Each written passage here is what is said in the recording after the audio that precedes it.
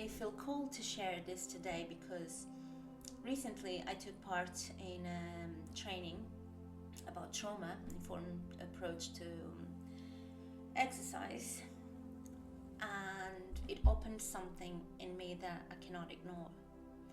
It left me questioning not only what trauma is, but how it is held in the body, how it shapes the way we move, the way we breathe, the way we speak, the way we connect or even disconnect.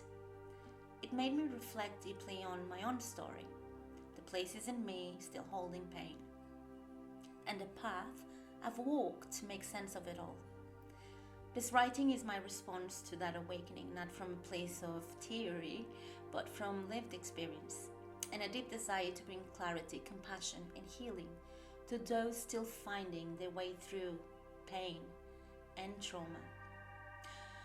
For much of my life, I didn't realize I was moving through the world carrying invisible pain. I found myself trapped in controlling and emotionally damaging relationships, confused about why I kept ending in similar dynamics all the time. I grew up in a home where tension lived in the walls. I saw how silence and fear shape a child's understanding of love and safety. Later, when I became pregnant, I faced abandonment. I didn't realize this event would awaken a much older grief, one that had lived in me since childhood and even before.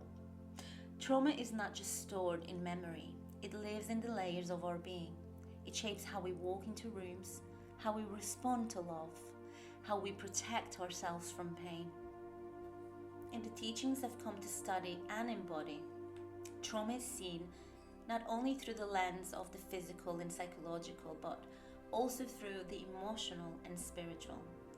When we move beyond what's visible, the body and the thoughts, we arrive at the emotional body. This is where deep pain resides, often from the time of birth and even before it. The emotional body holds impressions that the mind cannot always access. If the emotional field is imprinted during our early years with fear, rejection, conflict, or instability, these impressions shape how we respond to the world later on in our lives. A child who grows up in chaos learns to regulate others rather than themselves. They learn hypervigilance. They read danger in silence, and yet they can't explain why they feel unsafe in moments others would call peaceful. This is because their body remembers. The nervous system becomes trained to anticipate threats. The endocrine system, responsible for hormonal balance, is thrown into a constant dance of survival. Cortisol becomes a companion. Sleep becomes fractured. Digestion falters. The body contracts unconsciously over and over and over again. Trauma is not an event. It is the residue that is left in the body long after the event has passed. I remember lying on the floor after another night of emotional chaos with someone I thought I loved, feeling like I was disappearing. My body was present, but my spirit was somewhere far off, trying to protect me from what I couldn't yet name. The joy was immediate, full-bodied when I found out that I was pregnant. For a moment, I felt whole. But as soon as I shared the news, everything shifted. Something closed and something in me began to brace. The space we shared became a landscape of fear. I walked on eggshells with every word, every breath. Nights became battlegrounds of silence and dread. I would lie awake until the house was quiet again, too afraid to sleep beside the energy that now felt unpredictable. I stopped eating the food prepared for me out of my primal instinct to protect the life growing inside me. My body knew what my mind couldn't yet accept, that this was not safe. Then came the moment that hatched itself into my being, and I asked gently if they wanted to fill the baby, and without a flicker of softness, I was met with, "You made a choice, that's on you." Though we were still under the same roof, emotionally, we were gone. The silence that followed was heavier than any confrontation. And in that silence, something broke open inside me. Not just from that moment, but from something long buried. I could feel the ache of abandonment rising through me, stretching back to when I was a young girl, watching my father slip away just before I turned 15. The grief I hadn't known how to carry then had returned, but this time it was magnified and present in the next generation. It took me years to understand that this wasn't just difficult because of what happened, it reached further back. It touched a much earlier place within me, one that had never been seen or soothed. That's where trauma lives, not just in what happened, but in who we became to survive it. These layers, abandonment, betrayal, fear during pregnancy, are not just stories from my past, they are lessons from my body. They live in the nervous system, in the tightening of the gut, in the insomnia that would follow me for years. They live in the endocrine system, where stress hormones flood the body for far too long, leaving fatigue, hormonal imbalance, and a constant state of alertness. But trauma doesn't only start here. It finds us through inherited patterns. I now see how I was carrying pain that wasn't just mine. Generational imprints, energetic weights passed down through family lines, and spoken grief, unresolved sorrow. The emotional body doesn't forget, even when the mind tries to.